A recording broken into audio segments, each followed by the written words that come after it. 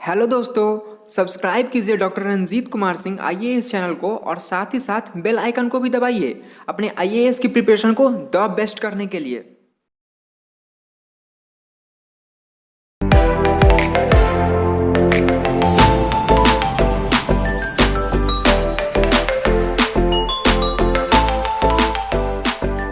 आज आपको मैं बताने जा रहा हूं गवर्नर। ठीक है, गवर्नर। और इसकी जो लीगेसी है वो शुरू से ही है, ब्रिटिश पीरियड से ही है गवर्नर, क्योंकि वहां हम लोग सुने थे गवर्नर जनरल और फिर गवर्नर भी थे प्रांतों में। एक ऐसा पोस्ट है जिसको लोग हमेशा बोलता है, गवर्नर शब्द अपने आप में एक बड़ी अथॉरिटी को लोग बोलता है। कभी कभी लोग देहात में बोल देता है गवर्नर हो क्या। एक सत्ता का भान होता है, एक अथॉरिटी का इंडिकेशन मिलता है कि कितना बड़ा पोजीशन है गवर्नर, जो शुरू से आ रहा है। बट हम लोग प्योरली कॉन्स्टिट्यूशनल बातों को समझेंगे, पढ़ेंगे और गवर्नर से संबंधित जितने भी फैक्ट हैं, यकीन मानिए अगर आज के क्लास में आप 100% लाइव होकर अगर इसको समझते हैं तो एक क्वेश्चन मिस नहीं होने वाला है, क्योंकि अंत में हम आपको इस क्लास जैसे प्रोग्रेस करेगा संपूर्ण फैक्ट आपको सामने होगा और उस फैक्ट को आपको सप्लीमेंट करना चाहिए अपने घर पर।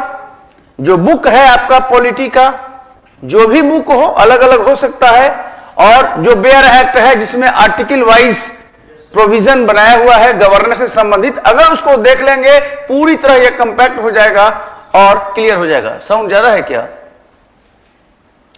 मोबाइल पर भी चेक कर लें क्योंकि साउंड ज्यादा है कि कम है। राइट, तो ये चीज है। तो इसीलिए power, functions and role of governor, ये आज का टॉपिक है। Overall constitutional aspect prelims point of view से मैं आपको दे रहा हूं। ठीक है, तो ये सब चीज प्रीएम्बल में दिया ही हुआ है, आप जानते ही हैं, सारा चीजें हैं और एक्चुअली शुरुआत यहां से हो रही है। ठीक है, राइट। गवर्नर के बारे में, अब गवर्नर के बारे में जब मैं बात करूं तो जैसा कि मैं बताया था, इंडिया कैसा कंट्री है? एक फेडरल कंट्री है। फेडरल मतलब संघीय व्यवस्था है। फेडरल सिस्टम अपने यहां है। अब तो ये सब टर्म इतना आपके लिए कॉमन हो जाना चाहिए, क्योंकि बार बार ये बातें आई हैं कि we are a federal country, हम लोग एक संघीय व्यवस्था हैं, क्योंकि यहां पर आपको मिलेगा यूनियन गवर्नमेंट भी मिलेगा और यहां पर भी आपको स्टेट गवर्नमेंट भी मिलेगा। ये सब एब्रिविएटेड टर्म है, यूनियन गवर्नमेंट, संघीय सरकार और स्टेट गवर्नमेंट यानी कि राज्य की सरकारें। तो गवर्नर को इससे हम लिंक कर रहे हैं। फेडरल सिस्टम में गवर्नर का रोल इंपॉर्टेंट कैसे हो जाता है? बिकॉज यह फेडरल सिस्टम एक कोलैबोरेटिव अरेंजमेंट है। कोलैबोरेटिव अरेंजमेंट का मतलब है दोनों का हाथ ऐसे मिलना चाहिए। यूनियन और स्टेट दोनों का एक साथ कॉमन प्लेटफॉर्म पर संवाद होना जरूरी है, तभी देश का विकास होगा। यूनियन गवर्नमेंट भी है, स्टेट गवर्नमेंट भी है। अगर आपस में इन लोगों का सामंजस्य नहीं होगा, कोऑर्डिनेशन नहीं होगा, कोलैबोरेशन नहीं होगा, तो ओवरऑल जो डेवलपमेंट है वो प्रभावित होगा। फेडरल सिस्टम इसी की डिमांड करता है। अगर कंट्री बहुत बड़ा है मान लीजिए, तो जरूरी है कि फेडरल सिस्टम बनाया जाए सो दैट लोकल इंटरेस्ट को अच्छे ढंग से राज्य देखे और जो यूनियन है पूरे देश के बारे में समग्र पॉलिसी बना सके। फेडरल का यही डिमांड है, इसलिए यूएस, इंडिया जैसे बड़े बड़े कंट्रीज में फेडरल सिस्टम मिलते हैं। अब फेडरल सिस्टम हो गया तो फेडरल के साथ साथ हमारे यहां पार्लियामेंट्री भी है। हम लोग संसदीय व्यवस्था को भी अडॉप्ट किए हैं। संघीय व्यवस्था तो है ही, जिसमें 2 स्तर की सरकारें हो गई, संघ स्तर की सरकार और राज्य स्तर पर सरकार। इसके साथ साथ हम लोग संघीय व्यवस्था भी है। हम लक्ष्मीकांत नहीं करेंगे, हम तो सीधे सीधे इस बाइबल को उठाएंगे और ये क्या कहता है वो देखेंगे सीधी सीधी। 154 1 और 2 दोनों दिया हुआ है इस बुक में। 154(1) एंड 154(2) इसमें दोनों है, ये बेयर एक्ट है संविधान का, आप रेफर कीजिएगा तो 154(1) और 154(2) और उसमें जो प्रावधान है उसको अभी मैंने एक्सप्लेन किया आपके समक्ष। क्लियर है और नॉट? लेट्स मूव, क्योंकि इसमें और सी बातें आएंगी। सो आई विल एक्सप्लेन। कोई फेड आ रहा है तो घबराना नहीं है, थोड़ा क्लियर नहीं है तो मैं क्लियर करूंगा, तो इत्मीनान रखिए सारा चीजों का। 163 है, वो 163(1) है, ये 163(1). अब मैं आगे चला गया, गवर्नर से मैं बहुत आगे चला गया, क्योंकि अभी 153 और 154 की मैं बात कर रहा था। अब मैं सीधे 163 पर आ गया हूं, क्योंकि मैं जोड़ना चाहता हूं कि आपने सर्वे सर्वा तो गवर्नर को बना दिया। व्यवहार में ऐसा दिखता नहीं है। सर्वे सर्वा नीतीश कुमार हैं, गवर्नर साइनिंग अथॉरिटी है। यही पार्लियामेंट्री सिस्टम का मैंडेट है, क्रक्स है, इसेंस है। तो एक कैसे समझेंगे? जब 153 को जोड़ेंगे 163 से, 53 में 10 जोड़ दीजिएगा तो 163 आ जाएगा, और जब दोनों को जोड़ देंगे 163 और 153 तो आपको पार्लियामेंट्री पिक्चर नजर आएगा कि हाँ, रियल पार्लियामेंट्री सिस्टम है। अकेले नहीं पढ़ना है, रीड बिटवीन द लाइंस। दो आर्टिकल को आपस में जोड़कर जब व्यू बनेगा तब ये बनेगा, और किताब वाले यही तो एनालिसिस करते हैं जो हम आपको समक्ष कर रहे हैं अभी। 163 क्या करता है कि एक काउंसिल ऑफ मिनिस्टर्स होगा, मंत्री परिषद होगा। काउंसिल ऑफ मिनिस्टर यानी COM, मंत्री परिषद एक होगा जिसका मुखिया होगा CM, चीफ मिनिस्टर, मुख्यमंत्री इस काउंसिल ऑफ मिनिस्टर्स का मुखिया होगा, हेड होगा। और क्यों होगा, उसकी क्या जरूरत है? यह कहता है कि इसका एक ही काम होगा, एडवाइस देना, मंत्रणा देना। एडवाइस देना, मंत्रणा देना, यानी कि यह सिफारिश करेगा, इसके लिए इसका रोल दिया हुआ है। सिफारिश, मंत्रणा, सलाह। किसको सलाह देगा? करने वाला तो जो है गवर्नर है, तो ऐसे कीजिए वैसे कीजिए, ये सलाह देगा। और इसी के लिए ये पोजीशन बनाया गया है। आपको लगता है कि सब COM ही है, आपको ऐसे ही ना दिखता है, सलाह देने के लिए है। तो 163 कहता है कि COM होगा जिसका मुखिया मुख्यमंत्री होगा, और उसका एक ही काम होगा, हर विषय पर मंत्रणा, हर विषय पर सलाह। किसको? करने वाले को। और करने वाला कौन है? गवर्नर। ये दोनों हम रीड करके हैं। लेकिन एक बात और है जो कि अभी आप पूरा अटेंशन से सुन लीजिए, और वो ये है कि मंत्रणा सब विषय पर देगा, ईच एंड एवरी सब्जेक्ट पर देगा। कौन मंत्रणा देगा? COM। किसको देगा? गवर्नर को दे रहा है। लेकिन एक विषय पर मंत्रणा नहीं देगा, और वो कौन सा विषय है? जिस विषय पर राज्यपाल को अपने विवेक से काम करना है। ध्यान दीजिए, आई रिपीट, जिस विषय पर भी गवर्नर को संविधान के अनुसार अपने विवेक से काम करना है, अपने बुद्धि से काम करना है, जिसे कहते हैं डिस्क्रिशनरी फंक्शंस, यानी कि विवेकीय शक्तियां, विवेक से काम करना है, वहां पर आपका सिफारिश नहीं चाहिए, आपका इनपुट नहीं चाहिए। वैसे विषयों को छोड़कर अन्य सभी विषयों पर COM यानी मंत्री परिषद गवर्नर को सलाह देगा, मंत्रणा देगा, विवेकीय शक्तियों को छोड़कर। समझ में बात? मैंने क्या बोला कि कोई डाउट है? और बहुत इंपॉर्टेंट बात है समझने का यहां पर कि ये बातें राष्ट्रपति में नहीं है।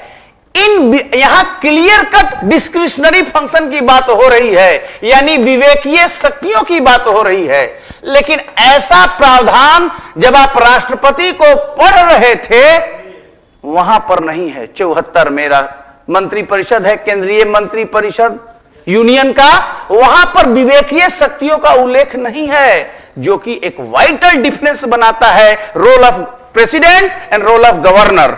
That is the main thing. That means governor को संविधान ही अपने विवेक से कार्य करने के लिए कुछ कह रहा है, जो कि राष्ट्रपति के मामले में नहीं है। समझ में आया बात?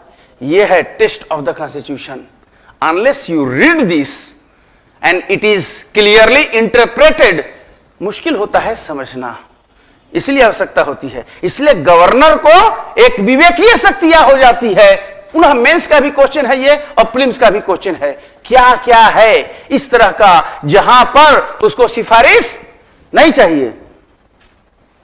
अब 163(2) है, 163(2), ये तो 163(1) है।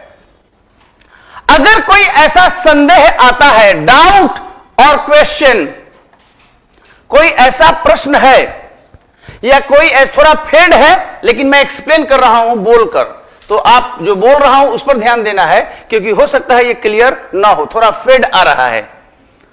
बोलिए, आगे आएगा, वो आएगा वो सब बात। अगर कोई डाउट है, कोई फंक्शन है कि गवर्नर को स्वयं करना चाहिए विवेक से या सिफारिश के आधार पर, अगर ऐसा कोई प्रश्न आता है, संविधान क्लियर कट बोल रहा है कि ऐसा कोई संदेह है, अगर ऐसा कोई क्वेश्चन आता है कि एक काम गवर्नर सिफारिश के आधार पर करेगा, सीओएम के सिफारिश पर, या स्वयं अपने विवेक से करेगा, अगर यह संदेह आता है, यह क्वेश्चन आता है, then decision of governor shall be final. वहां गवर्नर का निश्चय, गवर्नर का निर्णय अंतिम होगा, उसको आप क्वेश्चन नहीं कर सकते हैं। यह भी एक गवर्नर को दे रहा है। वो विवेकीय शक्तियों में आता है कि सिफारिश के आधार पर किया जाने वाला काम है, अगर ऐसा कोई बात आता है तो गवर्नर अंतिम रूप से डिसाइड करेगा और गवर्नर का यह डिसीजन अंतिम होगा, फाइनल होगा, उसको आप क्वेश्चन नहीं कर सकते हैं। पूछा हुआ है क्वेश्चन, वकील तो बनना पड़ेगा। जब आप गवर्नर के ओएसडी बनेंगे, गवर्नर के सेक्रेटरी बनेंगे और ये सब बात नहीं जानेंगे तो कैसे होगा। बिहार प्रशासनिक सेवा के लोग तो बनते ही हैं, और आज ही मैं बता रहा हूं बहुत से लोग हैं जो ये काम करते हैं। ठीक है, सीनियर पोजीशन होता है, तो ये बातें क्लियर हुआ इतना तक। अब गवर्नर की बातों को आप हमेशा चैलेंज करते रहते हो, कहां? सुप्रीम कोर्ट में और हाई कोर्ट में। अंततः सुप्रीम कोर्ट का डिसीजन फाइनल होगा। एक क्वेश्चन आया है कि गवर्नर के किन किन बातों को आप न्यायपालिका में चैलेंज कर सकते हैं।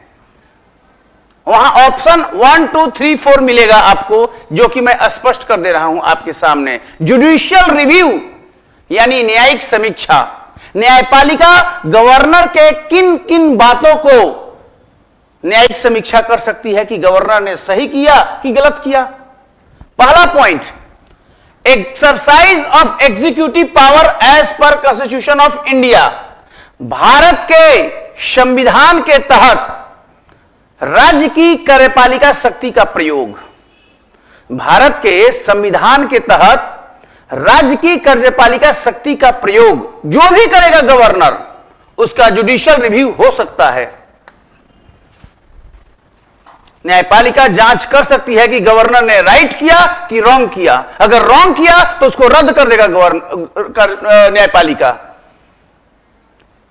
Point number 2, orders of governor on recommendation of COM, यानी कि मंत्री परिषद के सिफारिश पर गवर्नर जो भी ऑर्डर करता है, उसके सिफारिश पर, मंत्री परिषद के सिफारिश पर, इनपुट पर गवर्नर का जो भी आदेश होता है, उन संपूर्ण आदेशों को न्यायपालिका में चैलेंज किया जा सकता है। यानी आप सुप्रीम कोर्ट को जोड़ दे रहे हैं हम गवर्नर के डिसीजन से। यह क्वेश्चन पूछा हुआ है, इसलिए आपके समक्ष है। छूटे नहीं क्वेश्चन। सवाल यह है, सतही पढ़ाई नहीं कीजिए, ओवर एंड एबव करना है, सो दैट हमेशा कंफर्टेबल पोजीशन में रहें आप। तीसरा orders, for example grant of pardon 161, राज्यपाल को क्षमादान की शक्ति है, राज्यपाल को क्षमा करने की शक्ति है। पार्डन मतलब क्षमा करना, और यह प्रावधान संविधान का अनुच्छेद 161 में है। उसी तरह राज्यपाल को on recommendation of governor, orders of president of India on recommendation of governor, यानी राज्यपाल के सिफारिश पर जो राष्ट्रपति शासन लागू करता है ना, राष्ट्रपति शासन लागू होता है ना, भारत का राष्ट्रपति करता है राज्यपाल के सिफारिश पर, तो यहां भी राज्यपाल का रोल है। सुप्रीम कोर्ट देखेगा कि राज्यपाल का सिफारिश राइट है कि रॉन्ग है। 356 इसकी न्यायिक समीक्षा लिमिटेड हो सकती है, लिमिटेड यानी सीमित, सीमित रूप से इसकी न्यायिक समीक्षा हो सकती है। मतलब केवल वही पॉइंट देखेगा कि गवर्नर का जो रिकमेंडेशन है वह रिकमेंडेशन फैक्ट पर आधारित है कि नहीं है, मटेरियल फैक्ट है कि नहीं है अपने आप में। इसका यही मतलब है, सुप्रीम कोर्ट ने इसको बार बार बोला है कि लिमिटेड है। अगर फैक्ट है तो फिर उसको चैलेंज नहीं किया जा सकता है, उसको एक्सेप्ट, उसको जुडिशियल रिव्यू नहीं है। जुडिशियल रिव्यू सीमित है इस मामले में, रद्द कर सकता है। हुआ है, उत्तराखंड में बहाल कर दिया, कई राज्यों में राष्ट्रपति शासन लागू हुआ और फिर बहाल कर दिया और उसको रद्द कर दिया। एस.आर. बोमई केस में 356 के बारे में तो बहुत पुख्ता आदेश है।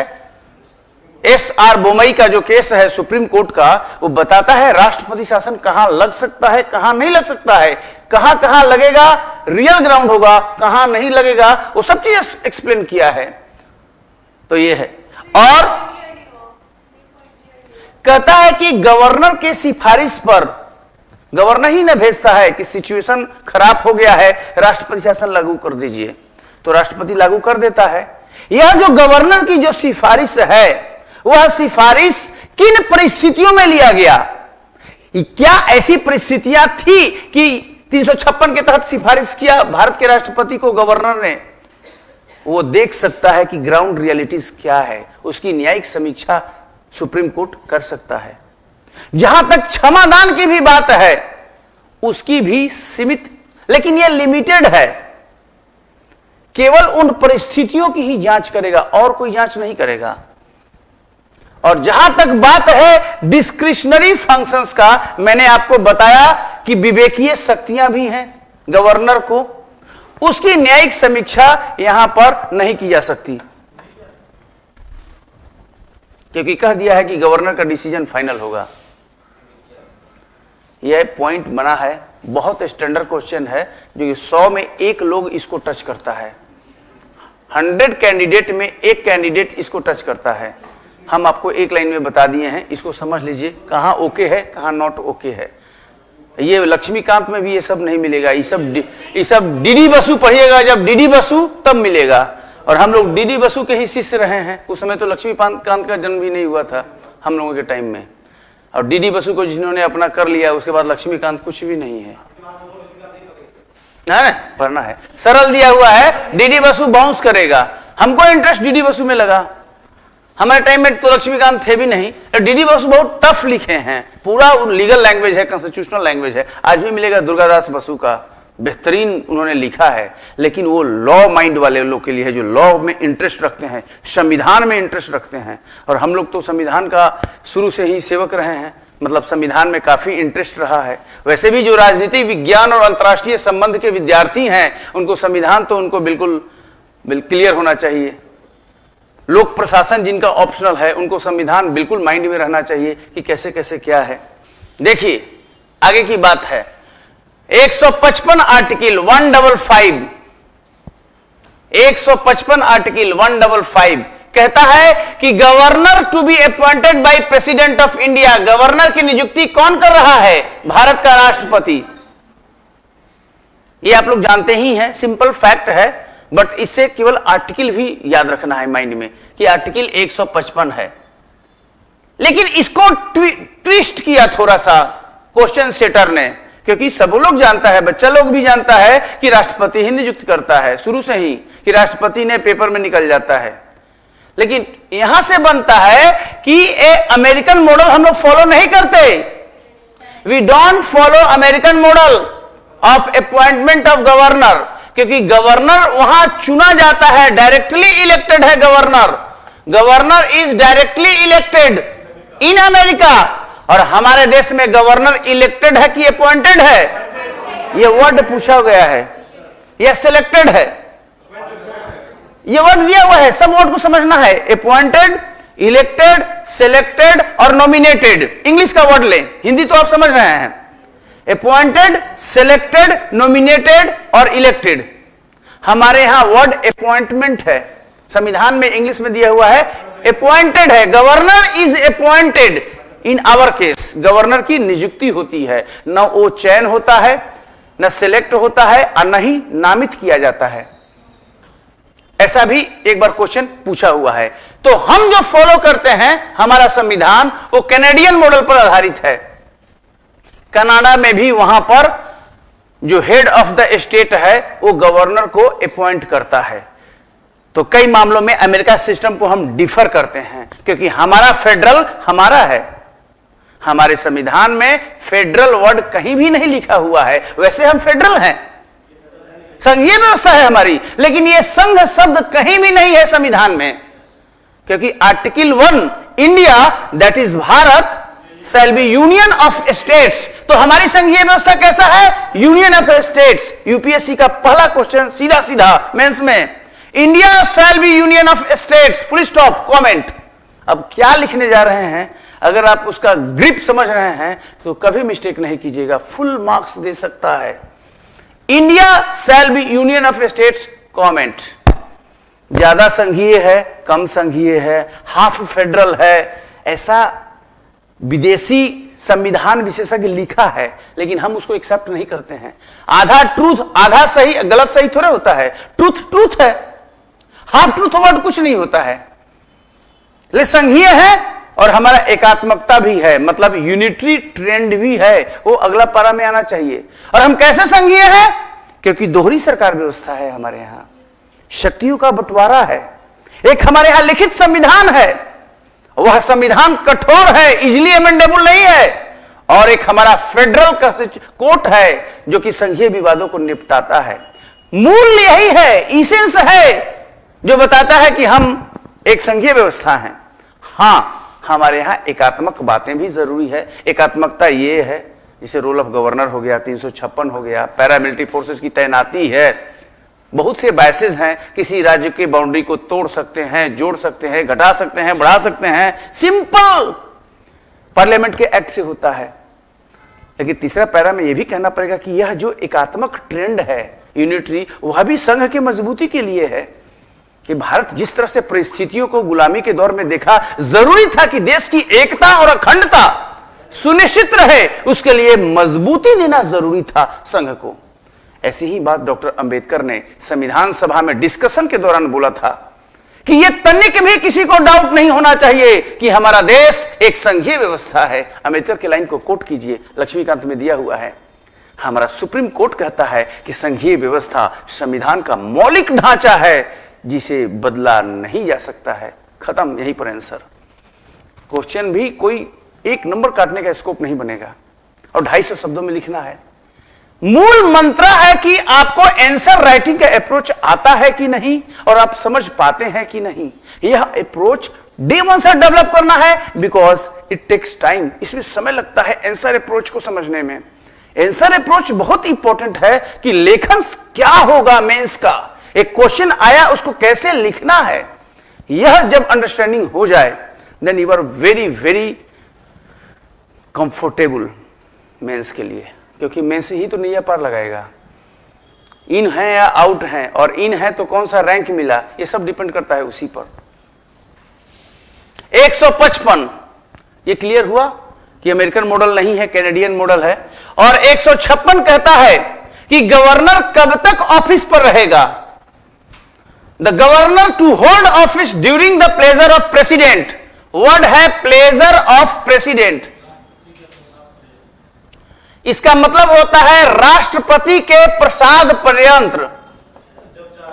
राष्ट्रपति का प्रसाद पर्यंत, जब तक उसकी इच्छा चल रही है, और राष्ट्रपति की इच्छा केंद्रीय मंत्री परिषद की इच्छा होगी, क्योंकि राष्ट्रपति कुछ करता धरता तो है नहीं, जो करेगा केंद्रीय मंत्री परिषद का सिफारिश होगा। वहां तो डिस्क्रिशनरी वर्ड भी नहीं डाला है राष्ट्रपति में, कुछ विवेक से भी काम कर सकता है।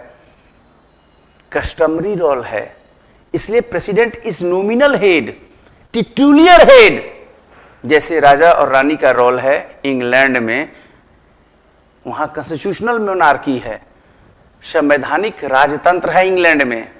हमारे यहां क्या है? संवैधानिक गणतंत्र है। वहां संवैधानिक राजतंत्र, हमारे यहां संवैधानिक गणतंत्र, क्योंकि हमारा हेड चुना जाता है, उसका हेड वंशानुगत है, यही अंतर है। लेकिन दोनों का एक ही रोल है, दोनों को नाम मात्र का ही प्रधान है। बस उनको 1 दर्जन पेन दे दीजिए, साइन करता रहेगा, सो दैट पेन की कमी ना हो, केवल साइन ही तो करना है, ज्यादा दिमाग लौटाना नहीं है। और थोड़ा सा कभी प्रॉब्लम हो, एक बार लौटा दीजिए, पुनर्विचार कर लो। फिर जब पुनर्विचार करके आता है, उस समय तो साइन करना ही है। वो समझता है इस बात को, ये इंपॉर्टेंट है। मेरे कहने का मतलब है कि संसदीय व्यवस्था के तहत जो मुख्य भूमिका में है, कमांड एंड कंट्रोल में ड्राइविंग सीट पर है, वो है काउंसिल ऑफ मिनिस्टर्स, जिसको हेड केंद्र में पीएम और यहां पर सीएम करेगा, है ना। वही सर्वे सर्वा है, शासन का प्रधान वही है। He is the head of the government, that prime minister. Governor to hold office during pleasure of president, राष्ट्रपति के प्रसाद पर्यंत तक ही गवर्नर रहेगा, और यह प्रसाद कभी भी वापस लिया जा सकता है। कल से नहीं आना है तो नहीं आएगा, मतलब कि एक ऑर्डर निकल जाएगा तो कल से काम खत्म। ये नहीं कि आपने 5 साल बनाया तो पहले क्यों हटाया, भाई कोर्ट में चैलेंज करो, कुछ नहीं चैलेंज होगा, क्योंकि यह प्रसाद राष्ट्रपति का है, और राष्ट्रपति का प्रसाद सरकार का प्रसाद है। यहां ममता बनर्जी चिल्लाते रहें, धनखड़ नहीं हटेंगे जब तक कि वो प्रसाद दिया हुआ है। हटी, विधानसभा से ममता बनर्जी ने पास करवा दिया धनखड़ इज बैड, तो उनके बैड कहने से बैड हो गए धनखड़, क्योंकि केंद्रीय मंत्री फिर यही व्यक्ति तुम्हारे लिए सुटेबल है धनखड़, इसलिए वो वही रहेगा, उसको हटाएगा नहीं।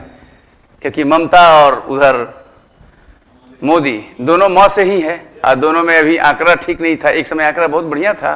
तो राजनीति क्या है? Who gets what, how and when, number का गेम से है, और नंबर गेम के लिए दुश्मन भी मिलेंगे और दोस्त भी टूटेंगे। राजनीति इसी का नाम है। राजनीति भक्ति करने के लिए थोड़े है, इस संख्या पर है कि जोड़कर तोड़कर कैसे मैकियावेली ने और चाणक्य ने पॉलिटिक्स को ऐसे ही डिफाइन किया है। किसको कब कहां कैसे क्या मिला, यही राजनीति है। दुश्मन को भी गले लगाना है और दोस्त को भी हटा देना है, अगर हमारा नंबर फिट बैठ रहा है तो यही होता है, यही हमेशा दिखेगा। और यहां पर पॉलिटिक्स वाले करेंगे, और आईएएस लोगों का तुम लोग साइड रहना, तुम न्यूट्रल ब्यूरोक्रेसी हो, निष्पक्ष वो है। अब एनडीए सरकार बनाए या आरजेडी बनाए या कोई भी बनाए, आईएएस को कुछ नहीं बोलना है इस पॉलिटिक्स के मामले में। लेकिन ओवर द ईयर्स क्या हो रहा है कि कमिटेड ब्यूरोक्रेसी का डेवलपमेंट हो रहा है। जो बीपीएससी में क्वेश्चन पूछा है, कमिटेड ब्यूरोक्रेसी, प्रतिबद्ध। तो कुछ आईएएस लोग एकदम सरकार के मंत्रियों के जैसे प्रतिबद्ध हो जाएंगे, बस जो कहेंगे यस।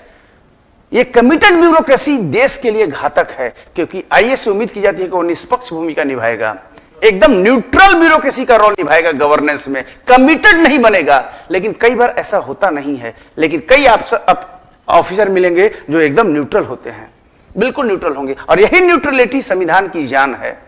कमिटेड नहीं, इंदिरा गांधी के टाइम में कमिटेड ब्यूरोक्रेसी बना था, इंदिरा गांधी के टाइम में। लेकिन एक ही सरकार बार बार अगर जीतते गई तो वह आईएएस ऑफिसर भी कमिटेड हो जाता है, कोई ऑप्शन उसके पास नहीं होगा, फिर उसके बातों को फॉलो करेगा। अब ये लंबा चौड़ा बहस है, इंडिकेशन आप समझ रहे हैं, ये यहां कहने का विषय नहीं है।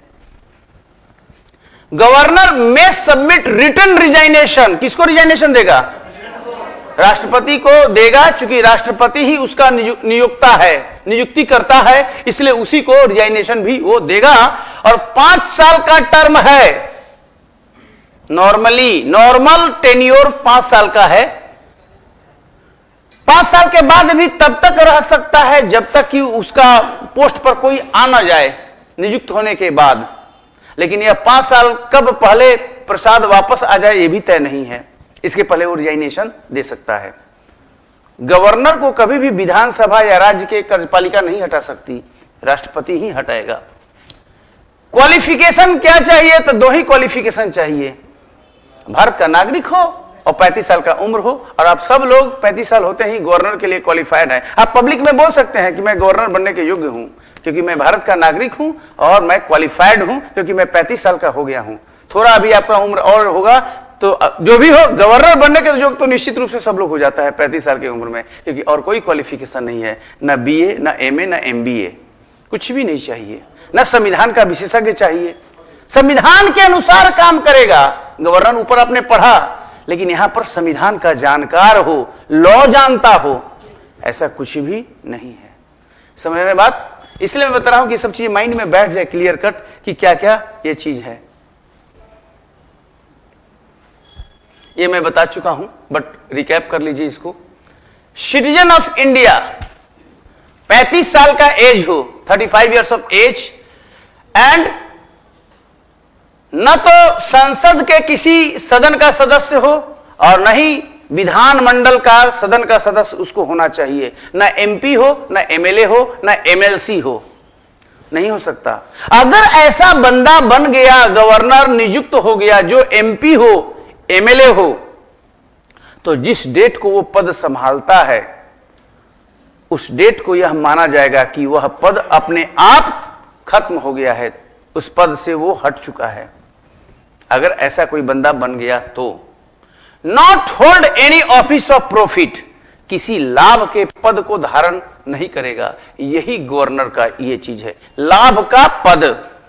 अब लाभ का पद तो सुप्रीम कोर्ट ने डिफाइन किया है अलग अलग टाइम में, और इस पर एक्ट भी है जहां पर पैसा मिलता हो, कंसोलिडेटेड फंड ऑफ, कैसे भी पैसा मिलता हो, रेम्यूनरेशन मिलता हो, गाड़ियां मिलती हो, बंगला मिलता हो, ये सुप्रीम कोर्ट का लाइन में बोल रहा हूं, तब माना जाता है कि लाभ का पद है कि नहीं है।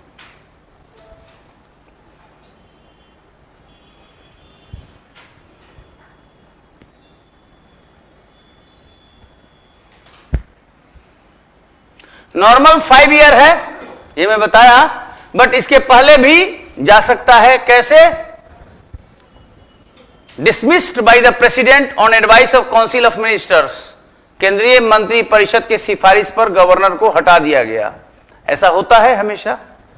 दूसरा, dismissal of governors without a valid reason is not permitted. Supreme court यहां कह रहा है, भारत का सर्वोच्च न्यायालय कह रहा है। यूपीए की सरकार मनमोहन सिंह की थी, एनडीए की सरकार आ गई, कहा कि ये तो यूपीए के नियुक्त किए हुए गवर्नर है, सबको हटाओ, हमको अपना गवर्नर बनाना है, सबको हटा दिया। पहले तो कहा कि अपने से हट जाओ इज्जत पानी से, नहीं तो हम तो ऑर्डर निकाल देंगे। तो कुछ लोग तो सज्जन थे, हट गए, कुछ लोग नहीं निकले, कुछ लोग रिजाइनेशन नहीं दिया, सरकार ने ऑर्डर निकाल दिया तो हट गए वो लोग। अब ये सोच सोच की बात है, ये मुद्दा गया है सुप्रीम कोर्ट में, सरकार बदलने से गवर्नर क्यों हटे भाई? गवर्नर तो निष्पक्ष है, संवैधानिक, इतना उनको क्यों लोअर कर रहे हो? गवर्नर को इतना महत्वपूर्ण पोस्ट है, गवर्नर को सरकार बने बिगड़े उससे क्या मतलब है? गवर्नर 5 साल के लिए बन गया है, रहने दीजिए उसको, अनलेस कि गवर्नर संविधान का उल्लंघन करता हो। क्या सुप्रीम कोर्ट क्या कहता है? Dismissal of governor without valid reason. अगर वैलिड रीजन की जांच करेगा सुप्रीम कोर्ट, वैलिड रीजन की जांच करेगा कि बिना वैलिड, बिना तर्कपूर्ण कारणों के अगर गवर्नर को हटा दिए कि तुम्हारा सरकार हट गया, अब मेरा आ गया तो हम अपना बनाएंगे, not a valid reason, is not permitted. However it is the duty of the president to dismiss a governor है ना, are upheld by the courts as unconstitutional and modified. कई बार राष्ट्रपति ने जो गवर्नर को हटा दिया है, राष्ट्रपति ने जो गवर्नर को हटा दिया है, गवर्नर को, उसको सुप्रीम कोर्ट ने कहा है कि यह असंवैधानिक है, अनकॉन्स्टिट्यूशनल है, यह मॉडिफाइड है, दुर्भावना से ग्रस्त है। जब गवर्नर को हटा दिया गया है राष्ट्रपति के द्वारा बिना वैध कारणों के, हटा दिया तो नहीं, फिर तो नियुक्त वो करेगा, उसको असंवैधानिक डिक्लेयर कर सकता है, ये फिर वहां नया चला गया तो कुछ नहीं हो, लेकिन उसके एक्ट को असंवैधानिक घोषित कर सकता है, लेकिन रीइंस्टेट नहीं करेगा। ऐसा केस अभी तक आया नहीं। कहां तक सुप्रीम कोर्ट इंटर करेगा एग्जीक्यूटिव में? एटलीस्ट वो वहां पर उसके लिए एक तरह से स्कोल्ड तो किया ना, एग्जीक्यूटिव के मुंह पर एक तमाचा तो है कि आपने एक काम गलत किया। हाँ, इतना ही है। Resignation by governor to president of India, त्याग पत्र वो उसी को देगा, ये मैंने स्पष्ट किया।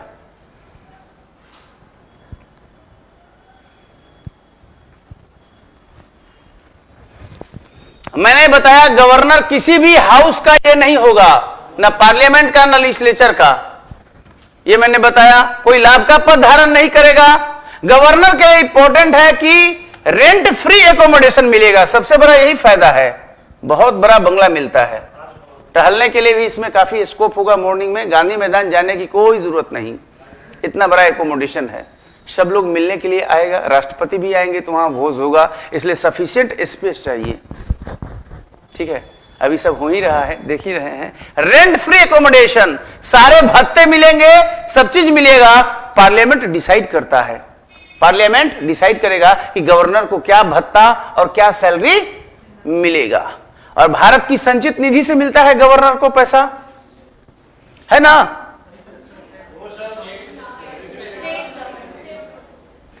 इतना टाइम लग गया रिएक्शन देने में।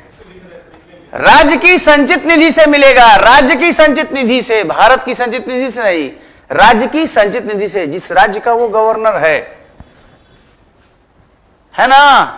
3A कहता है, ये 7वां संविधान संशोधन में आया था, 3A अमेंड हुआ था तो ये नया प्रोविजन आया 3A।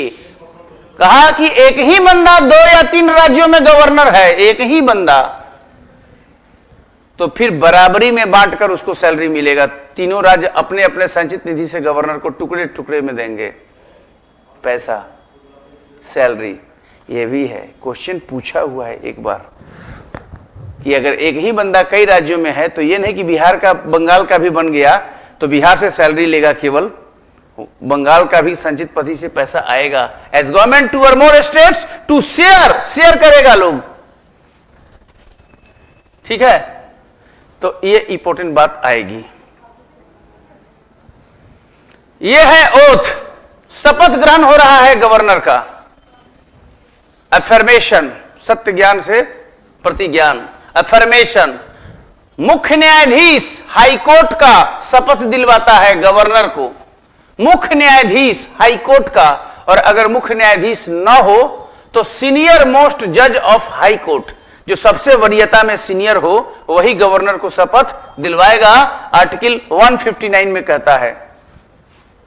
3 वर्ड है जो कि पूछा हुआ है गवर्नर के शपथ में, 3 वर्ड्स हैं जो प्रेसिडेंट में भी है, वो यहां पर भी है। और ये लाइन पूछता है कि इनमें से कौन सा लाइन नहीं है। अब हिंदी में तो घेराव अफसर आप लोग लिख देंगे तो गड़बड़ हो जाएगा। वर्ड है प्रिजर्व, संरक्षण, ये संरक्षण करेगा। प्रोटेक्ट, प्रोटेक्ट माने सुरक्षा। और डिफेंड, डिफेंड को क्या बोलेंगे हिंदी, ये भी वही है। जो वर्ड बोलिए हिंदी देख लीजिएगा, रक्षा। यानी कि इंग्लिश की बात करें, प्रिजर्व करेगा, प्रोटेक्ट करेगा और डिफेंड करेगा कॉन्स्टिट्यूशन को, संविधान को। यह वर्ड उसके शपथ ग्रहण में है। राज्यपाल इन्हीं चीजों को करता है कि संविधान को डिफेंड करेंगे, प्रोटेक्ट करेंगे और प्रिजर्व करेंगे। इसीलिए वर्ड दिया हुआ है वहां पर, संविधान के अनुसार काम करेगा। ये लाइन पूछा हुआ है। जहां जहां भी क्वेश्चन का स्कोप है मैं बता रहा हूं कि यह चीज पूछा हुआ है। या ओथ ईश्वर के नाम पर, शपथ ईश्वर के नाम पर, यानी यह रिलीजियस कैनोट को बताता है, रिलीजियस माइंडसेट। मैं एक धार्मिक व्यक्ति हूं, हिंदू धर्म हूं या मुस्लिम, कोई भी धर्म है, तो अपने इष्ट के नाम पर, अपने गॉड के नाम पर। प्रतिज्ञान कहता है कि उसके नाम पर नहीं, वो संविधान के नाम पर वो शपथ ले सकता है। या वो कहता है, वो धर्म का एंगल वहां पर नहीं आएगा। जैसे कम्युनिस्ट लोग या बहुत लोग जो है ओथ नहीं लेता है, एफर्मेशन करता है और तब ये करता है। नॉन रिलीजियस हो गया, वो इस तरह से एफर्म करता है, मैं यह प्रतिज्ञान करता हूं सत्यनिष्ठा से, मैं ईश्वर के नाम पर शपथ लेता हूं या लेती हूं, मैं सत्य ज्ञान से प्रतिज्ञान करता हूं या करती हूं। यह एफर्मेशन हुआ दूसरा वाला, और ईश्वर के नाम पर ओथ हो गया। ठीक है, इसलिए दोनों में से जो भी आपको लगे, नास्तिक लोग भी एंट्री करता ही है।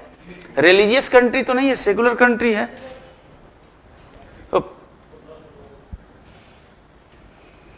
160 discharge of functions of governor, ये दिया हुआ है। कुछ आपातकालीन परिस्थितियों में, इंपॉर्टेंट नहीं है। 161 में पार्डनिंग पावर है, क्षमादान की शक्ति है, गवर्नर को क्षमादान की शक्ति है ना। ये स्टैट्यूटरी पावर है, कॉन्स्टिट्यूशनल पावर है, जो कि इंपॉर्टेंट है।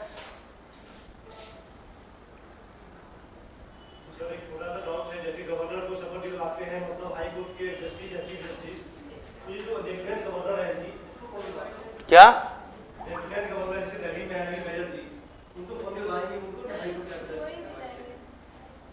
वहां का हाई कोर्ट नहीं है? हाँ, वही तो दिलाएगा। किनको? हाँ, लेफ्टिनेंट गवर्नर को वो दिलाएंगे, प्रेसिडेंट दिलाते हैं, प्रोविजन किया हुआ है ये। हाँ, जो राष्ट्रीय राजधानी क्षेत्र जो हुआ प्रोविजन है संविधान में, वो सब बातें हैं, कॉन्स्टिट्यूशनली मैंडेटेड है। ठीक, फिनिश करें क्योंकि एक चार्ट इंपॉर्टेंट आने वाला है जिसके लिए आपको समय नहीं मिल जाएगा। रैपिड फायर एक राउंड भी है। रैपिड फायर समझ रहे हैं ना? वो बहुत फास्ट आएगा जिसमें अराउंड 200 एमसीक्यू है, इसलिए मैं फास्ट थोड़ा करूंगा अगले 2-3 स्लाइड को, क्योंकि वो आपको जरूरी है रैपिड फायर के लिए। पढ़ा चुका हूं, रिकैप करवाऊंगा केवल। Extent of executive power state, यानी कि राज्य की कार्यपालिका शक्ति कहां तक होगा, यही प्रश्न है। राज्य की कार्यपालिका शक्ति का विस्तार किन विषयों पर? जो विषय राज्य सूची में मेंशन है, जो विषय राज्य सूची में मेंशन है उन्हीं तक होगा, और समवर्ती सूची पर भी होगा।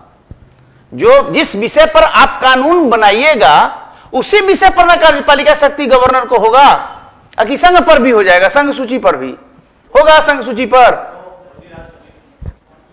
राज्य सूची पर होगा और समवर्ती सूची पर भी होगा, बशर्ते कि वहां कंट्राडिक्शन, विरोध ना हो केंद्र से। यही ना कहा गया है कि समवर्ती पर दोनों कानून बनाएगा, समवर्ती सूची के विषय वस्तु पर, लेकिन केंद्र और राज्य के कानूनों में अगर विरोध हो, then the law made by the parliament shall supersede the state law. State law के ऊपर वो स्टेट लॉ उस हद तक लागू होने योग्य नहीं रहेगा। ये पॉइंट है, तो इसको एक समझना है ऐसे भी।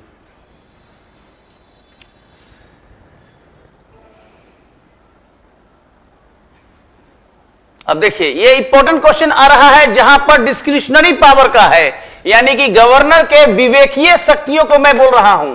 विवेकीय शक्तियां, डिस्क्रिशनरी पावर्स ऑफ गवर्नर, सब बुक में है। डिस्कशन लाइव होना चाहिए, बिल्कुल। गवर्नर की विवेकीय शक्तियों जहां पर माइंड का प्रयोग कर रहा है, बाकी जगह तो उसको सिफारिश आ रही है, कहां पर वो स्वयं फैसला कर रहा है, ये देखिए थोड़ा पॉइंट जो आपको जानने के योग्य वस्तु है। पहला, आर्टिकल 200 अनुच्छेद 200 क्या कहता है कि अगर कोई बिल राज्य के विधानमंडल से पास होकर गवर्नर के पास आएगा ना, साइन के लिए आएगा ना, गवर्नर फैसला करता है कि इस बिल को सहमत ना होकर, गवर्नर चाहता है कि इस बिल को केंद्र को भेज दिया जाए, राष्ट्रपति के अनुमति के लिए रिजर्व कर दिया जाए स्टेट बिल को। यह गवर्नर की स्वयं की शक्ति है, विवेक की शक्ति है, जहां पर राज्य विधानमंडल से पास किए गए वो बिल को राष्ट्रपति के अनुमति के लिए आरक्षित कर देता है।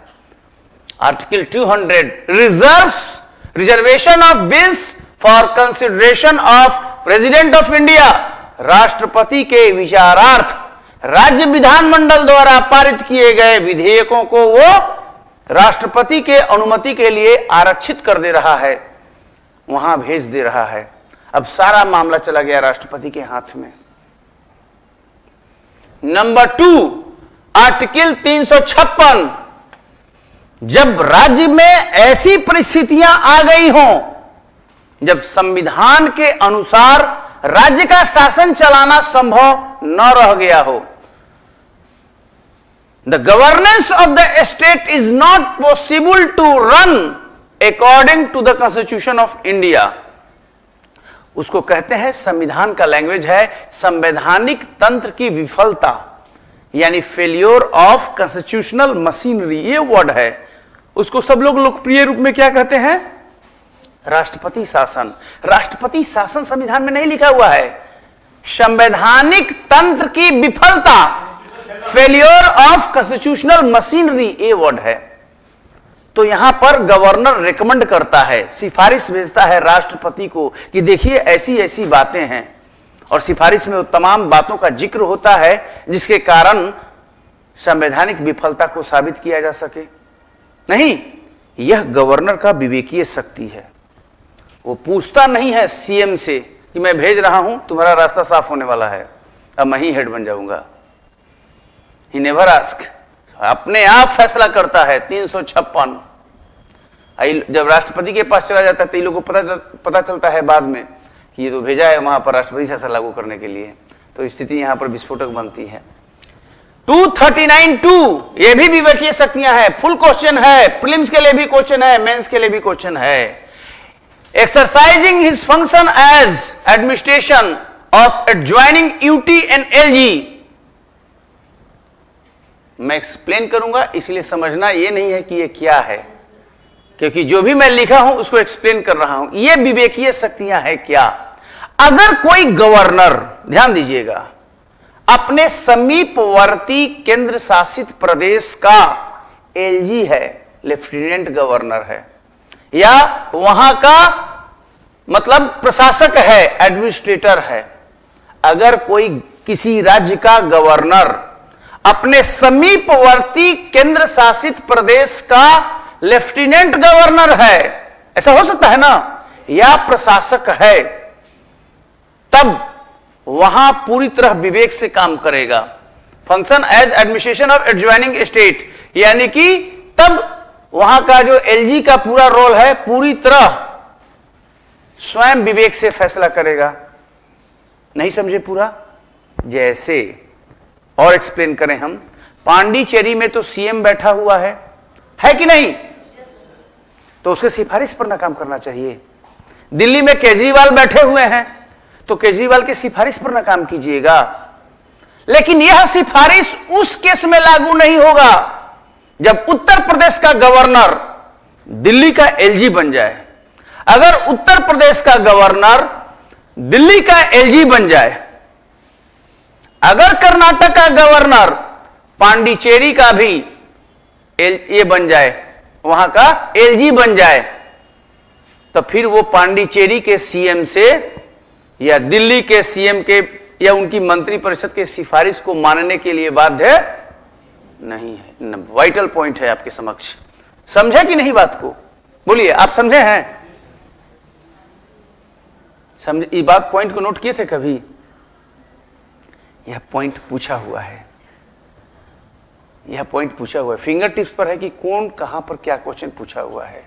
और अगर ऐसा नहीं है, फुल फ्लेज्ड है, दिल्ली में अनिल बैजल है मान लीजिए, और वो कहीं का नहीं है, तब वो सिफारिश मानेंगे। तब वो सिफारिश मानेंगे केजरीवाल का।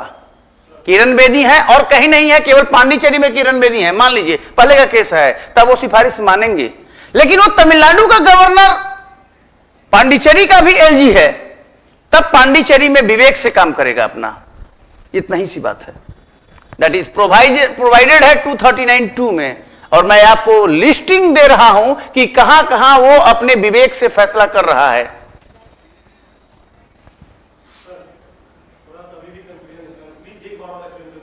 हम बता चुके हैं कि, और कितना लोगों को कंफ्यूजन है? अगर 3 लोग का होगा तभी मैं बताऊंगा, मिनिमम 3। बोलिए, आप समझे हैं?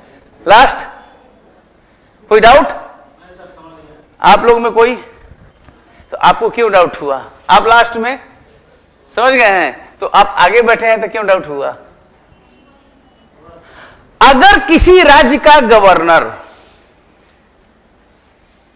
अपने बगल के समीप, अपने राज्य के समीपस्थ एडजॉइनिंग केंद्र शासित प्रदेश का एलजी बनता है, वहां का तो एलजी होता है ना,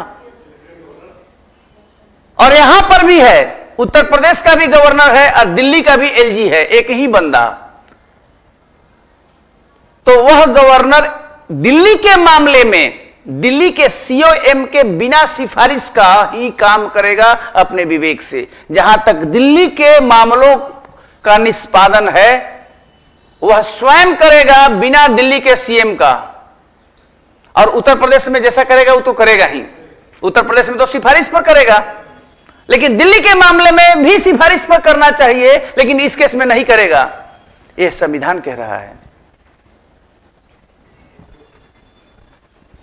समझिए इस बात को, सभी लोग समझेंगे तभी क्लियर होगा। इसके अलावा छठा शेड्यूल,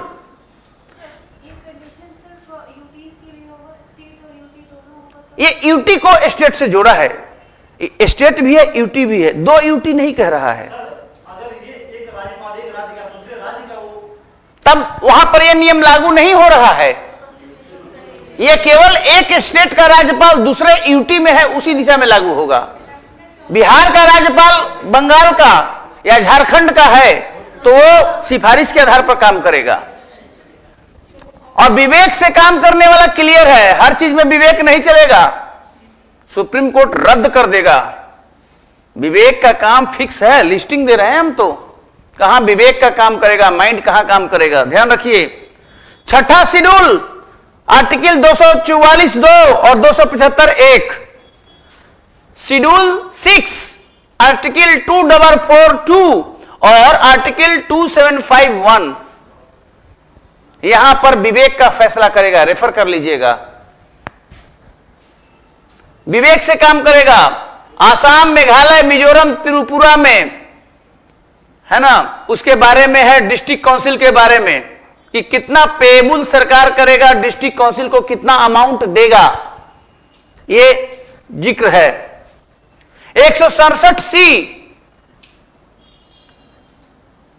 जब सीएम से क्या सूचना प्राप्त करना है गवर्नर को, गवर्नर मांग सकता है ना सीएम से सूचना, हमको ये सूचना दो, ये सूचना दो, ये सूचना दो, मांग सकता है कि नहीं?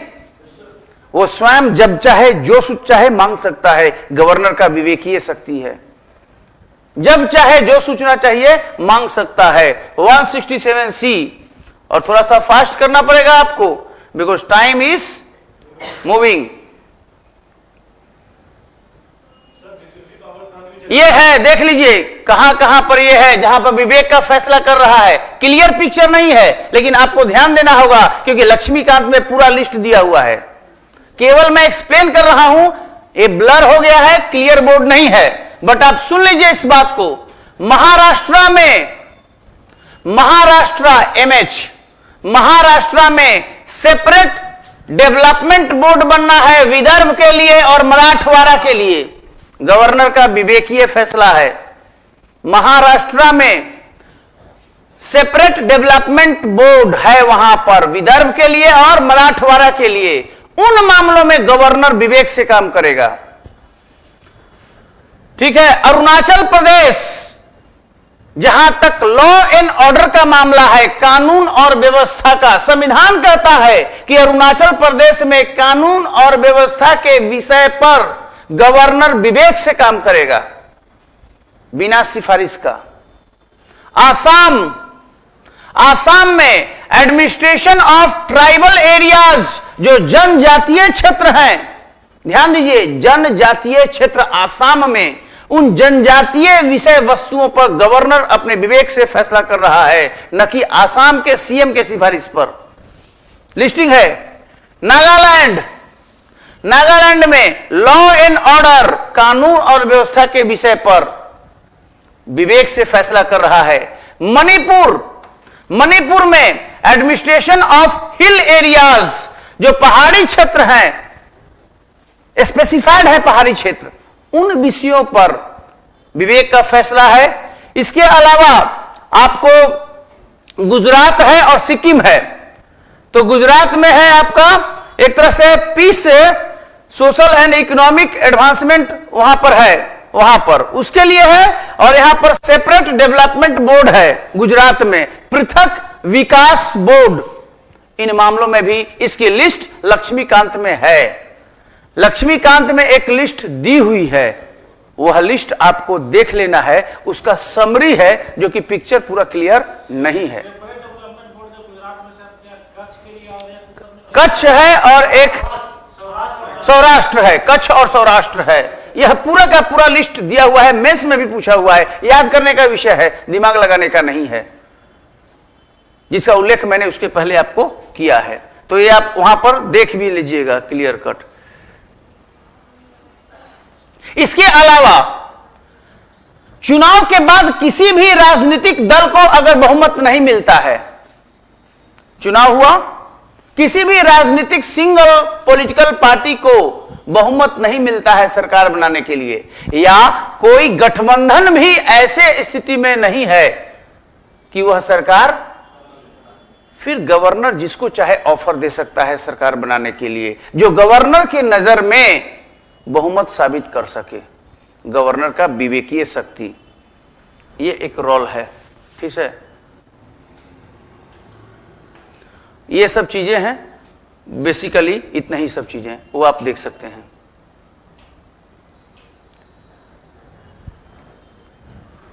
अब आप रैपिड फायर में आइए।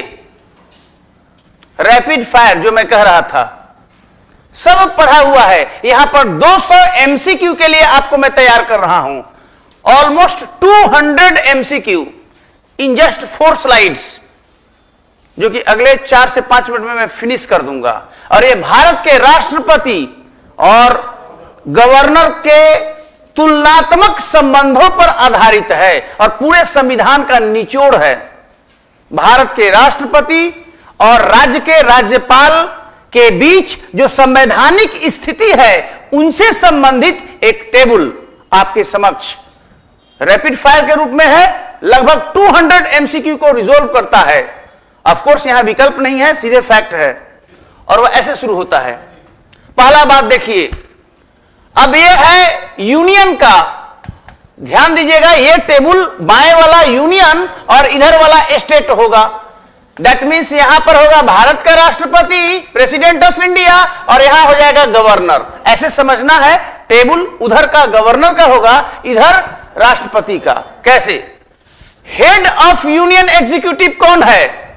केंद्रीय कार्यपालिका का हेड राष्ट्रपति। इसका आर्टिकल है 53(1), इसका आर्टिकल है 53(1). वैसे ही हेड ऑफ स्टेट एग्जीक्यूटिव कौन है? इसका आर्टिकल है 154(1), इसका आर्टिकल है 154(1). ठीक है। केंद्र के कार्यपालिका का हेड राष्ट्रपति 53(1), राज्य के कार्यपालिका का हेड गवर्नर 154(1). अगला यह कहता है कि राष्ट्रपति को सलाह देने के लिए कौन है केंद्र में? प्राइम मिनिस्टर, और उसके साथ है सीओएम यानी मंत्री परिषद। राष्ट्रपति को सलाह देने के लिए पीएम और साथ में सीओएम यानी मंत्री परिषद, जिसका उल्लेख 74(1) में है। आर्टिकल में बता रहा हूं, आर्टिकल याद दिलवा रहा हूं आपको। वैसे ही राज्य में सलाह देने के लिए है सीएम और सीएम के साथ है सीओएम यानी मंत्री परिषद, जिसका उल्लेख 163(1) में है। ठीक, एक कंपैरेटिव स्टेटमेंट जो आपको बुक वगैरह में नहीं है, ये सब कुछ। अब देखिए यहां पर, यहां कह रहा है सिवाय विवेकीय शक्तियों के, एक्सेप्ट डिस्क्रिशनरी फंक्शन। बताए थे ना हम, गवर्नर को सिफारिश मिल रहा है, लेकिन कहां सिफारिश गवर्नर को जरूरत नहीं है, जहां पर वो अपने माइंड से काम कर रहा है। कहां खोए हुए हैं या इंटरेस्ट नहीं है, डाउट है। बहुत वाइटल पॉइंट है। You will not find this discussion in any institute, I बेट।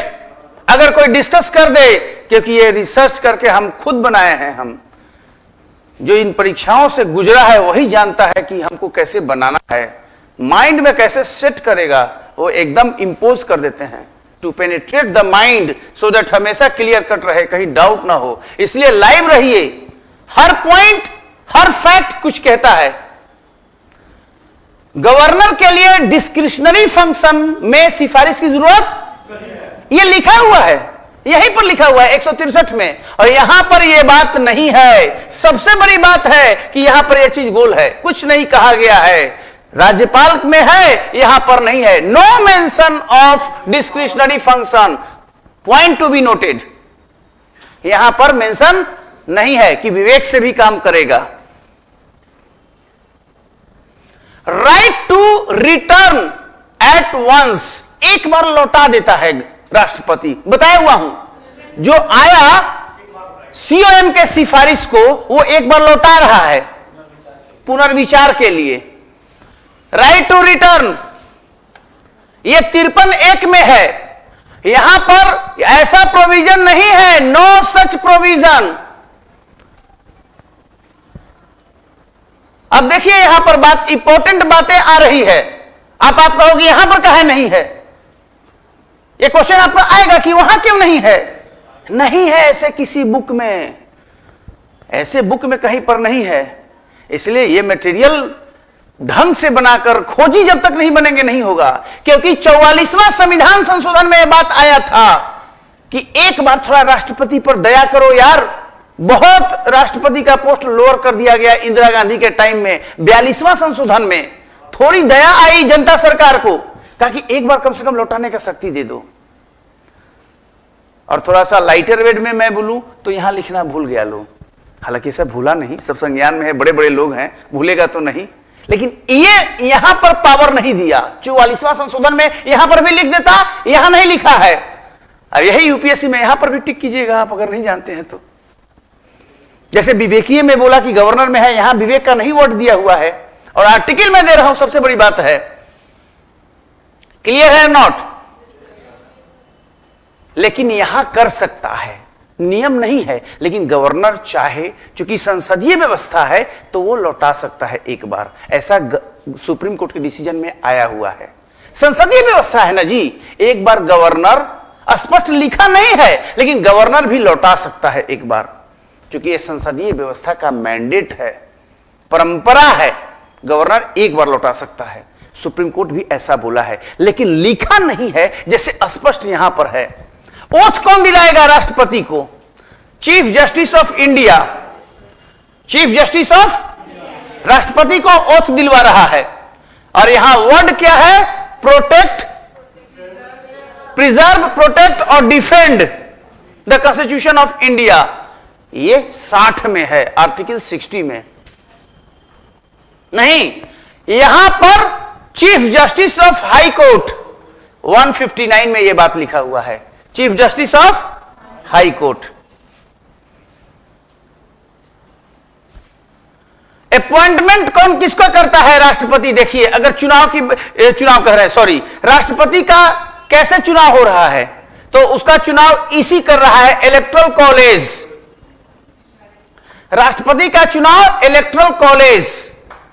कैसा चुनाव? प्रत्यक्ष और अप्रत्यक्ष, इनडायरेक्ट इलेक्शन, जिसका उल्लेख 54 और 55 आर्टिकल में है। Governor is not elected, governor is appointed, not elected,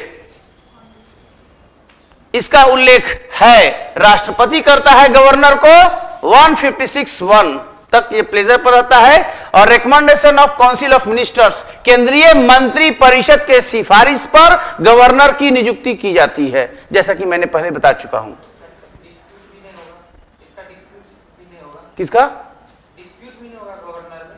नहीं होता है, केंद्रीय मंत्री परिषद का सिफारिश होना चाहिए। और राष्ट्रपति अपने मन से कर दे तो असंवैधानिक माना जाएगा। उनको तो संविधान के अनुसार काम करना है, तो संविधान में एक जगह लिख दिया है कि राष्ट्रपति वैसा ही करेगा जैसा सिफारिश आएगा। आगे, रिमूवल, राष्ट्रपति को हटा कौन रहा है? ये अगला क्वेश्चन है। तो राष्ट्रपति को संसद हटा रहा है, 61 में दिया हुआ है। और यहां हटा रहा है गवर्नर को कौन? भारत का राष्ट्रपति हटा रहा है गवर्नर को, क्योंकि ऐसा 156(1) में लिखा हुआ है कि गवर्नर प्रसाद पर्यंत ही है। हाँ या ना? ज्यादा तो नहीं हो रहा है डोज, रैपिड फायर है ये। रिमूवल क्यों कर रहे हो जी? तो रिमूवल केवल एक ही ग्राउंड है, वायलेशन ऑफ कॉन्स्टिट्यूशन और प्रक्रिया इंपीचमेंट का है। यहां पर कोई इंपीचमेंट वर्ड नहीं है, कोई ग्राउंड नहीं है राज्यपाल को हटाने के लिए, राज्यपाल को हटाने के लिए ग्राउंड नहीं है, केवल प्रसाद पर्यंत वर्ड है, जब तक उसकी इच्छा, और वह इच्छा सीओएम की इच्छा है। राष्ट्रपति को सीओएम नहीं हटा सकता। क्लियर है? यह कह रहा है कि राष्ट्रपति किसी भी सदन का सदस्य नहीं होगा, 59 में बोल रहा है। Governor shall not be a member of either Lok Sabha और राज्यसभा। गवर्नर सॉरी राष्ट्रपति ना लोकसभा का सदस्य होगा न राज्यसभा का, लेकिन सदन का अभिन्न है, संसद का अभिन्न है। यहां पर कह रहा है कि गवर्नर जो है यह भी न पार्लियामेंट का होगा और न स्टेट लेजिस्लेचर का होगा, इसमें दोनों जोड़ा हुआ है। यहां पर स्टेट लेजिस्लेचर नहीं जोड़ा हुआ है। यह 158 में यह बात है। गवर्नर न सदन के किसी सदस्यों का सदस्य होगा, न विधानमंडल का, न एमपी हो सकता है, न एमएलए, न एमएलसी। अगर है तो माना जाएगा कि पद को छोड़ दिया है जिस दिन वो पद को धारण किया है। यह चीज है। Clear cut?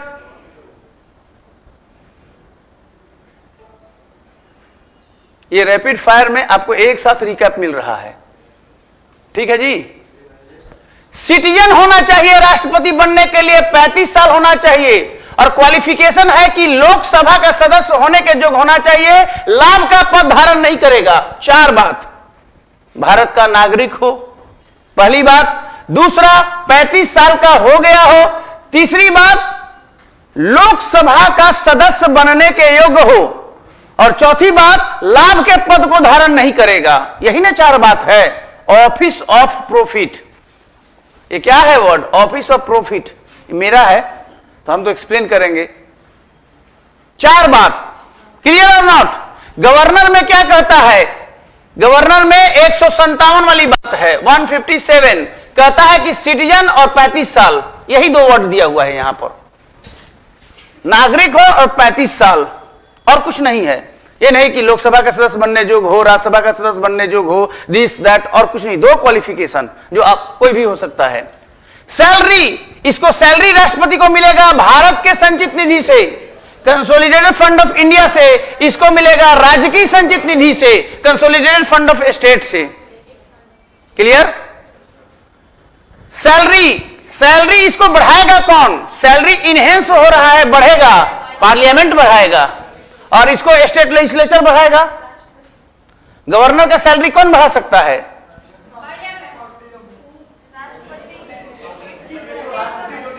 पार्लियामेंट ही करेगा। गवर्नर का भी पार्लियामेंट ही बढ़ाएगा, राज्य का नहीं है रोल। गवर्नर का भी सैलरी वही पार्लियामेंट के ही लॉ से बनता है। यस, स्टेट प्रोवाइड करेगा संचित निधि से। करेक्ट।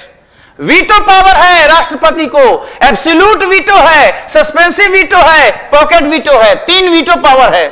एब्सोल्यूट वीटो मना कर दे रहा है, नहीं करेंगे। पॉकेट वीटो है, पॉकेट में रखे जा रहा है, मतलब एसेंट नहीं दे रहा है, कुछ नहीं कर रहा है, साइलेंट। या सस्पेंसिव वीटो है, भेज दे रहा है वापस, फिर से विचार करो। गवर्नर को ये तीनों है, ऑल 3, और एक और वीटो है, राष्ट्रपति के विचारार्थ बिलों को रिजर्व कर देना। गवर्नर को एक चौथा वीटो भी है, यह भी वीटो ही बोला जाता है, जहां पर वह राष्ट्रपति को रिजर्व कर दे रहा है। आर्टिकल 200 और 201 में भी है। ठीक है। ये रैपिड फायर में आपको कितने पॉइंट मिल रहे हैं, देखिए, सोचिए, विचार कीजिए। क्लीमेंसी क्या वर्ड क्या होता है? What is clemency? समझ रहे हैं वर्ड? हिंदी मीडियम वालों बताइए कुछ। क्षमादान, क्षमा सोबती उस भुजंग को जिसके पास गरल हो, और इन लोगों के पास तो काफी है, राष्ट्रपति और गवर्नर। क्लीमेंसी पावर सारा है राष्ट्रपति को, ये जान लीजिए। क्लीमेंसी पावर राष्ट्रपति को सब है। मृत्यु, वो डेथ पेनल्टी को भी खत्म कर सकता है, सारा चीज कर सकता है राष्ट्रपति। ऑल डेथ को भी कर सकता है, कोर्ट मार्शल को भी कर सकता है, डेथ को भी कर सकता है, कोर्ट मार्शल को भी कर सकता है। लेकिन गवर्नर भी सबको कर सकता है, लेकिन वो डेथ को नहीं करेगा और कोर्ट मार्शल वाला नहीं करेगा। कट, ये पूछा हुआ है। इस क्वेश्चन से तो रिकैप है पूरी तरह। डेथ को नहीं करेगा बट उसको अप एंड डाउन तो गवर्नमेंट वो इम्प्रिजमेंट हुआ, डेथ मतलब मृत्यु दंड, हैंग, बट वो सब, मैं बोला सब कर सकता है सिवाय दो, डेथ को नहीं करेगा, कोर्ट मार्शल की सजा को नहीं करेगा कुछ, बाकी तो सब गवर्नर भी करेगा। ठीक है। एसेंट, एसेंट यानी सहमति दे रहा है बिल्स को, कौन? राष्ट्रपति। रिकंसिडरेशन, एक बार कोर्ट मार्शल बताइए। कोर्ट मार्शल जो आर्मी नेवी एयरफोर्स एक्ट के तहत है, Indian army act, Indian navy act, Indian air force act, उस एक्ट में जो ऑफेंस किया उस एक्ट के तहत, और उसकी जो सजा है जो कोर्ट मार्शल दिया है, उसकी सजा को केवल राष्ट्रपति, गवर्नर नहीं। Assent with respect to reconsidered bill, विचार करके आ गया, विचार करके आ गया, यानी एक बार वापस भेजे है ना बिल आप, राष्ट्रपति ने पुनर्विचार करो, तो लोकसभा विचार किया, राज्यसभा विचार किया, फिर आ गया, अब क्या करेगा? यहां पर राष्ट्र पार्लियामेंट से आ गया, यहां पर करेगा ही करेगा, राष्ट्रपति उसको ओके करेगा ही करेगा। क्लियर है और नॉट? लेकिन अगर वहां से बिल आएगा, राष्ट्रपति जो राज्य वाला बिल रिजर्व हुआ था, जो गवर्नर ने रिजर्व किया था, वहां से फिर विचार करके आता है, वहां वहां राष्ट्रपति बाध्य नहीं है। रिपीट करें, जो बिल को गवर्नर ने रिजर्व कर दिया था राष्ट्रपति के विचार के लिए, और पुनः राष्ट्रपति वापस भेज दिया था पुनर्विचार करो, तो कौन विचार करेगा? विधानसभा ना। फिर आया विचार करके, वहां भी राष्ट्रपति बाध्य नहीं है, वहां राष्ट्रपति बाध्य। दो बातें हो गई, पुनर्विचार के बाद पार्लियामेंट वाला पर ओके करेगा, स्टेट लेजिस्लेचर पर ओके नहीं करेगा। संविधान है, बड़े बड़े वकील बनते हैं इन्हीं सबको पढ़ने के करके। सब पूछा हुआ क्वेश्चन है, जो भी कह रहा हूं all question, it's a dictionary.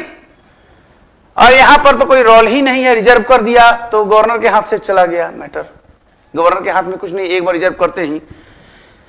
यह पीएम का ड्यूटी है कि राष्ट्रपति को ब्रीफिंग दे समय समय पर कि यह घटना हुआ, यह घटना हुआ, विदेश गए थे, यह बिल आ रहा है, यह 78 में है, 78 में। यहां सीएम का ड्यूटी है कि गवर्नर को ब्रीफिंग दे।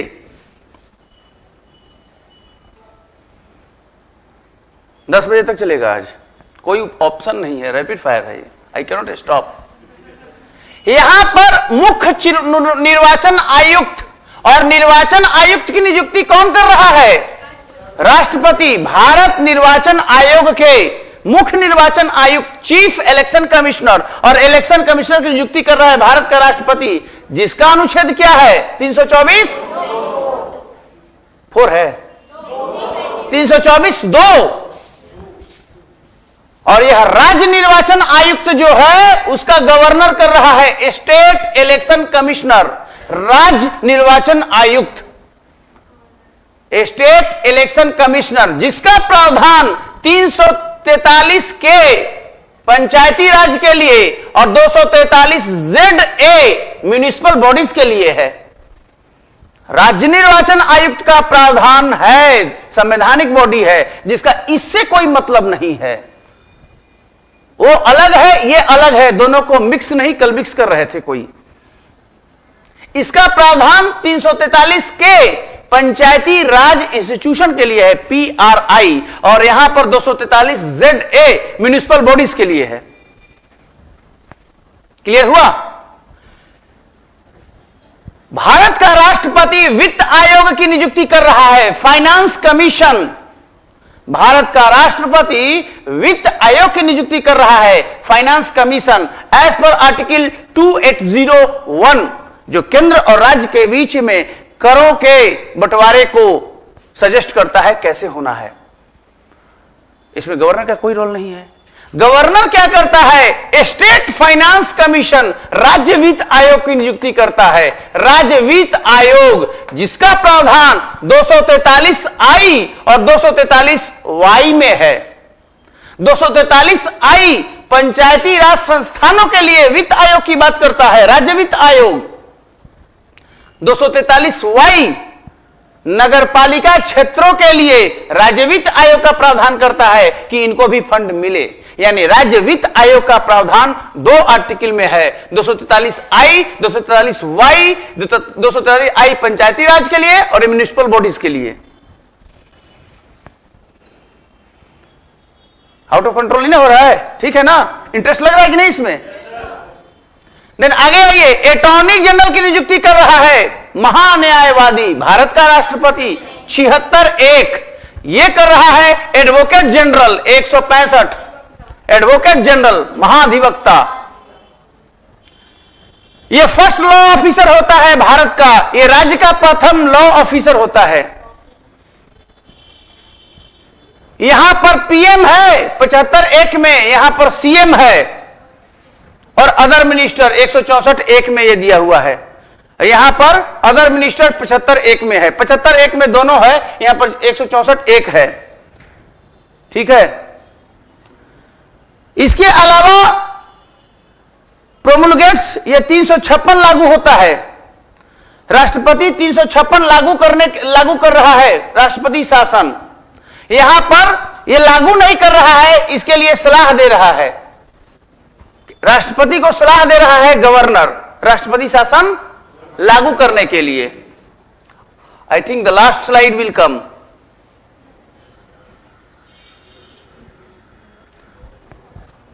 ये अपॉइंट करता है यूपीएससी के चेयरमैन को, यूपीएससी के चेयरमैन को और यूपीएससी की मेंबर को 216(1) कौन? राष्ट्रपति। गवर्नर क्या कर रहा है? राज्य लोक सेवा आयोग के चेयरमैन और सदस्यों को 316। सारा आर्टिकल फिंगर टिप्स पर है। यहां पर 2 एंग्लो इंडियन को नियुक्त कर रहा है लोकसभा में 331। प्रावधान ये खत्म हो गया है, वैसे पहले का प्रावधान है। यहां पर 1 को कर रहा है लेजिस्लेटिव असेंबली में 333। हाँ, 1 खत्म हो गया। यहां पर सुन लीजिए, यहां पर 81A में 12 एमएलए को 12 एमपी को कर रहा है राज्यसभा में। राज्यसभा में 12 एक्सपर्ट लोगों को, 81A में राष्ट्रपति राज्यसभा में 12 लोगों को कर रहा है नॉमिनेट। यहां पर 1/6 कर रहा है अपर हाउस में, जहां पर भी है लेजिस्लेटिव काउंसिल में।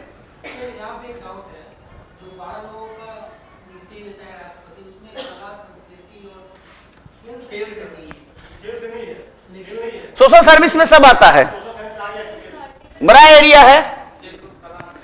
मनी बिल सुन लीजिए, money bill, time is passing. Money bill ध्यान दीजिए, मनी बिल राष्ट्रपति के सामने मनी बिल आया है, धन विधेयक।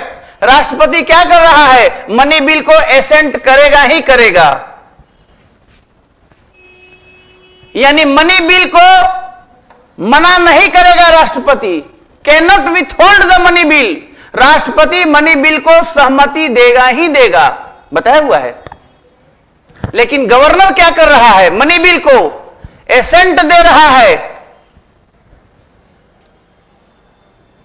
है ना, विथहोल्ड नहीं करेगा, लेकिन मनी बिल को एसेंट देने के बदले में राष्ट्रपति के पास रिजर्व कर देगा। यह तीसरा एक्शन है जो इसके पास नहीं है। मनी बिल के मामले में गवर्नर एक और एक्शन ले रहा है, राष्ट्रपति के पास रिजर्व कर दिया मनी बिल को। That is the things. और उसके बाद अब आपको हमें लगता है कि इसके बाद कुछ भी नहीं बचा हुआ है। बेस्ट ऑफ लक मैं कहूंगा।